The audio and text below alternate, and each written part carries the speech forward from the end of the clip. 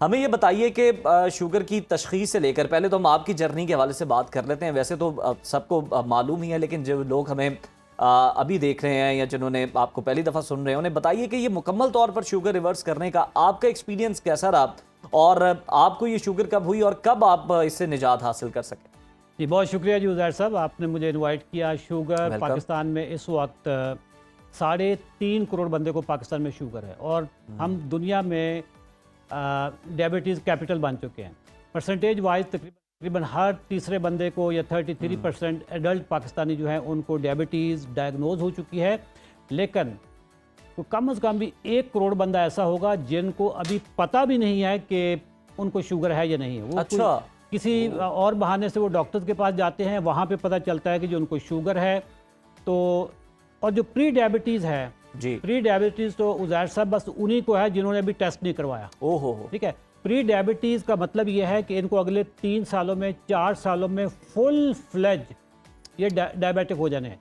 इस वक्त हम एक सुनामी से गुजर रहे हैं, डायबिटीज़ की सुनामी। और इसके पीछे क्या कॉजेज़ हैं, मैं खुद चूँकि इसमें से गुजरा हूँ। हमारा सारा इसमें जो जहाँ से प्रॉब्लम स्टार्ट होता है वो हमारी डाइट है। वैसे सारे डॉक्टर यही कहते हैं जब भी टीवी शोज़ पे आपके पास आते हैं, वो यही कहते हैं कि लाइफस्टाइल की बीमारी है। लेकिन जब उसका ट्रीटमेंट के आते हैं तो फिर वो लाइफस्टाइल की बात नहीं करते। वो कहते हैं कि जी नहीं, बीमारी लाइफस्टाइल की है, लेकिन आप मेटफॉर्मन खाएं, आप सल्फोनल यूरिया लें। ठीक है। जबकि मैं इसी मुगालते में रहा कि 18 साल तक उज़ैर साहब कौन सी गोली होगी जो इजाद नहीं हुई और मैंने नहीं ली होगी। अच्छा, ठीक है। 2004 में मुझे डायग्नोज हुई और 2022 तक ये 18 साल बनते हैं। 18 सालों में मैंने कोई मतलब जितने भी फार्मूले इजाद हुए हैं वो सारे लिए, और आखिर में अब डॉक्टर कह रहे थे कि जी चौधरी साहब अब आपको इंसुलिन पे आना पड़ेगा। अच्छा, 2022 में मैंने एक तहैया किया, नए साल की जो रेजोल्यूशन होती है वो पास की कि इस साल या डायबिटीज़ है या मैं हूँ, दरमियान में कोई चीज़ नहीं है जी। मैं इतना खौफनाक तरीके से मैंने 2022 को ज्वाइन किया। उज़ैर साहब पता चला अंदर तो सारा फ्रॉड था, ओहो, टोटल। जब आप ये कहते हैं कि ये ग़िज़ाई बीमारी है तो मुझे दवाइयाँ क्यों दी जा रही, मेरी ग़िज़ा क्यों नहीं दुरुस्त करवाई जा रही, मेरा लाइफस्टाइल क्यों नहीं दुरुस्त करवाया जा रहा। मैंने दुनिया के जो अजीम दिमाग हैं जिन्होंने डायबिटीज़ रिवर्सल पे बातें की, जो किताबें लिखी, उनके पॉडकास्ट सुने, जिसमें कनाडा के एक मशहूर डॉक्टर हैं, उनका नाम है डॉक्टर जैसन फंग, जिसका मैंने किताब में अपनी में हवाले भी दिए हुए हैं। ठीक। उनकी जब मैंने किताब पढ़ी द डायबिटीज़ कोड, और फिर और भी कुछ लोगों की मैंने किताबें पढ़ी, जैसे मेटाबॉलिकल एक किताब है, डॉक्टर रॉबर्ट लस्टिग, ये पीडियाट्रिक एंडोक्रोनोलॉजिस्ट हैं अमेरिका के, फिर एक डॉक्टर जोल फरमैन। इन सब की जब किताबें पढ़ी तो उधर से अंदर से कहानी इतनी मुख्तसर से निकली। मैं आपको एक मिसाल दूंगा कि वो एक हमारे अशरफ साहब, पहले तो मैं ज़रा आपकी वो बुक के हवाले से भी बात करना। आप ये ख़ास तौर पर अशरफ साहब हमारे लिए भी ये बुक लेकर आए हैं और बड़ी ही ज़बरदस्त ये किताब है। और इस किताब के हवाले से यकीनन जो उनका अपना एक्सपीरियंस है, जो कि लोगों के साथ अपना ज़ाती भी है और पेशेंट्स के साथ भी, वो सारा कुछ इसके अंदर तहरीर है। बड़ी क्रेज़ी की बात ये उन्होंने किताब लिखी है। इस पर भी जानेंगे कि जनाब क्या ख़ास चीज़ें इसके अंदर मौजूद है। तो अशरफ साहब, ये जो आप नुक्ता अभी बयान कर रहे थे, ये बड़ा ख़तरनाक है कि ये जो 3.5 करोड़ हम सुन रहे हैं, ये तो मंजर आम पर आ चुके हैं, लेकिन जो ऐसे हैं जिनके अंदर अभी मौजूद है और उन्हें टेस्ट कराने पर खुदा ना खास्ता पता चलेगा, उन्हें हमने कैसे बचाना है? उज़ैर साहब बहुत ज़बरदस्त आपने सवाल किया। और देखें, जो हिकमत होती है ना वो यही होती है कि आप बीमारी को प्रिवेंट करें। ठीक है, ना कि पहले बीमारी हो जाए और फिर उसकी ट्रीटमेंट स्टार्ट करें। जो ट्रीटमेंट पे आते हैं ना, वो बेसिकली उसमें कॉन्फ्लिक्ट ऑफ इंटरेस्ट होता है कि अगर आपने बीमारी को पहले ही प्रिवेंट कर दिया तो फिर बाद में पैसे कैसे कमाएंगे। मैं इसकी प्रिवेंशन वाला बंदा हूँ। आपने सर अपनी खुराक को दुरुस्त करना है जी। खुराक दुरुस्त तो अगर आपकी होगी, अब आपके जहन में बार बार ये आ रहा है कि जी वो खुराक क्या है। खुराक है बैलेंस डाइट। बैलेंस डाइट पे हर डॉक्टर की, हर न्यूट्रिशनिस्ट की अपनी अपनी डेफिनेशन है, लेकिन आज मैं आपको बैलेंस डाइट बताता हूँ। श्योर। जब बच्चा पैदा होता है, ब्रेस्ट फीडिंग पे जाता है ना, तो माँ का जो दूध है that is the balance diet, that is the perfect diet, क्योंकि उसका मैन्युफैक्चर अल्लाह की ज़ात है। बेशक 60% calories are coming from fats and proteins. बच्चे का जो दूध, माँ का जो दूध है जो पीता है, जिससे उसकी ग्रोथ होती है, पूरी मेंटल डेवलपमेंट होती है, फिजिकल डेवलपमेंट होती है, 60% calories are coming from fats and proteins. And 40% आती है लैक्टोज से। और जब हम बड़े होते हैं, हम पाकिस्तानी की बात करें तो हमारी तकरीबन 95% calories are coming from carbohydrates. ओहो, जो बंदा सुबह नाश्ते में पराठा खाता है जी। और सालन के साथ खाता है, सब्जी के साथ खाता है, या चाय में डबो डबो के खाता है, 99% कार्बोहाइड्रेट्स उसका दिन स्टार्ट हुआ है। ठीक। जबकि आपकी बॉडी का जो पूरा स्ट्रक्चर है ये प्रोटीन पे बेस्ड करता है, इम्यूनो एसिड पे करता है। आपका दिमाग, आपके खुलियों के ऊपर जो मेम्ब्रेन होती है वो फैट से बनती है, आपके सारे हार्मोन्स फैट से बनते हैं। हम हेल्दी फैट नहीं ले रहे, हम प्रोटीन डेफिशिएंट कंट्री हैं और हम कार्बोहाइड्रेट के एडिक्ट हो चुके हैं। शायद वो सस्ते हैं, शायद वो पैलेटेबल हैं, टेस्टी हैं, कुछ भी है। शायद हमारे इस खित्ते में वो सस्ते मिलते थे, हमें मुयस्सर ही वही थे, जिसकी वजह से हमें कार्बोहाइड्रेट की ज़्यादती होगी। जब कार्बोहाइड्रेट की ज़्यादती होगी हमारी बॉडी में ग्लूकोज बढ़ेगा, ग्लूकोज को बर्न करने के लिए इंसुलिन आएगी क्योंकि उसने सेल तक पहुंचाना है। जब इंसुलिन की ज़्यादती होनी शुरू हो जाए, उधर साहब बड़ी इंपॉर्टेंट बात मैं बताने लगा, कोई डॉक्टर नहीं ये चीज़ें बताएगा। बिल्कुल। जब इंसुलिन की ज़्यादती आपकी बॉडी में होना शुरू हो जाए तो ये समझ लो कि प्री डायबिटीज़ से पहले वाली स्टेज है ये। अच्छा। एक डायबिटीज़ होती है, एक प्री डायबिटीज़ होती है, एक प्री डायबिटीज़ होती है। ठीक है। इस स्टूडियो में जितने भी बंदे बैठे हैं सर, मैं सबको कहूँगा कि आप फास्टिंग पे अपना इंसुलिन लेवल चेक कर लें।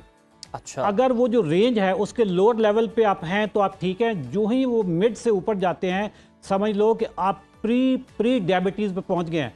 3-4 साल के बाद आप प्री डायबिटीज़ में हो जाएंगे और 3-4 साल के बाद आप डायबिटीज़ में चले जाएंगे। ये सफ़र जो डायबिटीज़ का ये एक ही दफ़ा नहीं हो जाता। इसको डायबिटिक होने का सफ़र जो है कम से कम भी कोई 10 साल पहले स्टार्ट होता है। अच्छा। आज इस वक्त उज़ैर साहब कंडीशन ये है कि पाकिस्तान में हमने कभी सुना नहीं था कि 15 साल का बच्चा हो और उसको टाइप 2 डायबिटीज़ हो। जी हाँ। जिस ज़माने में मुझे डायबिटीज़ हुई थी 25-30 साल वाले को भी समझते थे कि शायद ये टाइप 1 ना हो, इसका लबलबा ना मर गया हो। अभी 15 साल वाले बच्चे उसमें फुल फ्लेज टाइप 2 डायबिटिक में आ रहे हैं।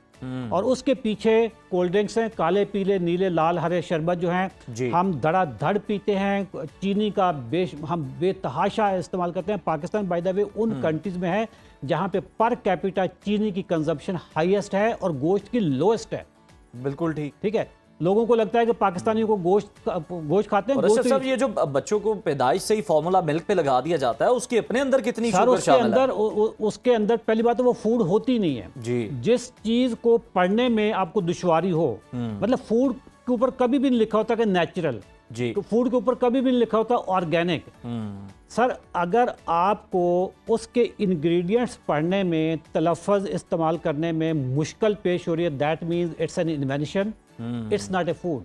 आप फार्मूला मिल्क को देख लें, उसके जो इंग्रेडिएंट्स होते हैं सर वो पढ़े नहीं जाते।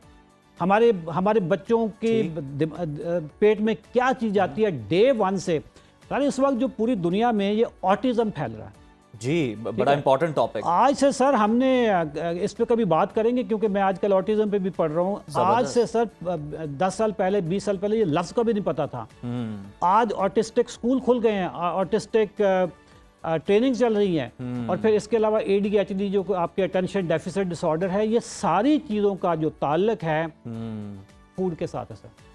अशरफ साहब, आप सही कह रहे हैं। ये जो फार्मा इंडस्ट्री है, अब आप क्या कह सकते हैं कि एक पूरा विशेष सर्कल है। आप बता रहे हैं कि आपको इतनी देर जो है वो टैबलेट यूज़ करने का कहा गया, फिर इंसुलिन, यानी ये तो बंदा इससे बाहर निकल ही नहीं सकता सर। तो अशरफ साहब, आप किस तरह से कन्विंस करते हैं और कितना चैलेंजिंग होता है लोगों को ये समझाना कि जनाब आप ये गोली छोड़ें, इंसुलिन छोड़ें, आप अपनी डाइट के जरिए इसको रिवर्स करें? सर बहुत चैलेंजिंग है, लेकिन मैं यहाँ पे सबको कैमरे के सामने बताऊंगा कि कभी भी गोलियां आपने अपने तौर पे, इंसुलिन अपने तौर पे नहीं छोड़नी। अच्छा। आप अपनी खुराक दुरुस्त कर लें, शुगर आपकी ठीक होनी शुरू हो जाएगी, लेकिन हमेशा गोली आपने कम करनी है, ज़्यादा करनी है, छोड़नी है। इंसुलिन कौन सी पे छोड़ के कौन सी पे शिफ्ट होना है, सुबह कौन सी, रात को कौन सी, वो सारी आप अपने ऑथेंटिक डॉक्टर से करेंगे। और डॉक्टर भी वो होगा जिसको न्यूट्रिशन का पता होगा। उधर से मैं रात एक किताब पढ़ रहा था रॉबर्ट लस्टे की। उसने बताया कि अमेरिका में जो डॉक्टर्स की डिग्री है, जो 4-5 साल का इनका कोर्स होता है, MD की डिग्री है, उनको सिर्फ 20 घंटे न्यूट्रिशन पढ़ाई जाती है। अच्छा। सिर्फ 20 घंटे। और ये उनका जो ओवरऑल कैरिकुलम है उसका 0.27% टाइम बनता है।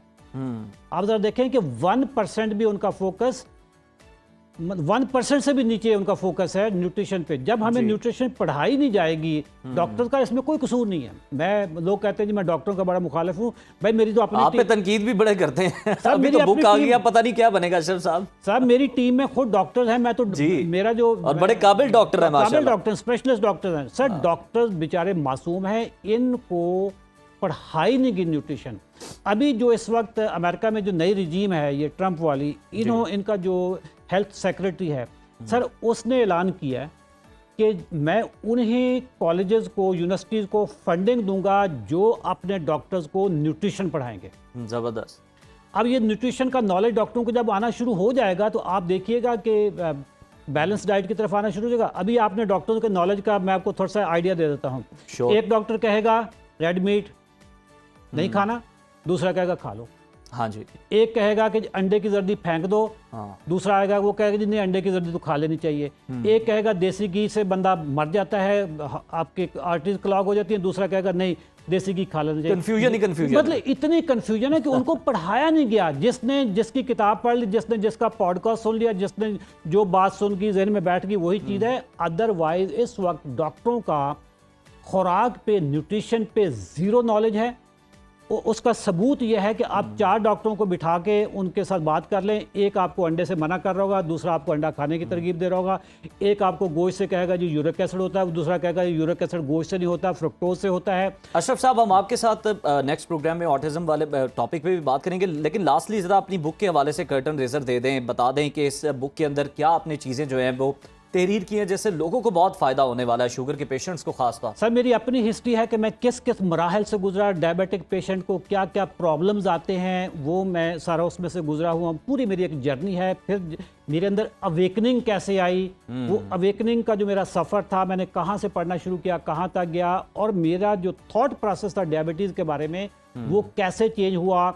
फिर जब आपको ये पता चल गया कि this is a dietary disorder, this is lifestyle disorder, तो फिर कौन सी डाइट आपने करनी है, कौन सा लाइफस्टाइल आपने अपनाना है, कौन सा आपने छोड़ना है, कौन सी डाइट के बिल्कुल करीब नहीं जाना, वो पूरा मैंने न्यूट्रिशन प्लान, ठीक, उसमें अपने डाइट प्लान बताए हुए हैं। फिर एक चीज़ बड़ी इंपॉर्टेंट है उज़ैर साहब के हमारे मुल्क में जो सप्लीमेंट या मिनरल्स का जो कॉन्सेप्ट है हमें पता ही नहीं है सर। इस वक्त जो डायबिटिक लोग होते हैं ना, उनको 3-4 मिनरल्स की तो इतनी डेफिशिएंसी होती है, सोच नहीं सकते। वैसे तो हमारे मुल्क में सब जगहों पे जैसे विटामिन डी है, अगर आप मुझे इजाज़त दें तो मैं आपको बड़े शॉर्ट टाइम में बता सकता हूँ कि पाकिस्तानियों को किन किन सप्लीमेंट्स की ज़रूरत है। Number 1 sir vitamin D. We are a deficient country. उसका एक रीज़न ये है कि हमारा कॉम्प्लेक्शन ठीक नहीं है जी। ये कॉम्प्लेक्शन जो है ना पाकिस्तानियों का, ये विटामिन डी अब्जॉर्ब ही नहीं करता। अदरवाइज इतनी धूप पड़ती है इस मुल्क में, और मजदूरों का तो विटामिन डी पूरा होना चाहिए ना। हमारे पास जो आते हैं जब हम उनका विटामिन डी करते हैं वो बिल्कुल लोअर लेवल पे होता है, ठीक है। अच्छा, विटामिन डी को आप जब लेते हो, अब सप्लीमेंटेशन इसकी चाहिए होती है। मैं किसी कंपनी को प्रमोट नहीं कर रहा ना, मैं मेरी अपनी कोई ऐसी प्रोडक्ट है, मैं सिर्फ आवाम की फलाह बहबूद के लिए कि विटामिन डी आपने जब भी लेना K2 के साथ लेना है।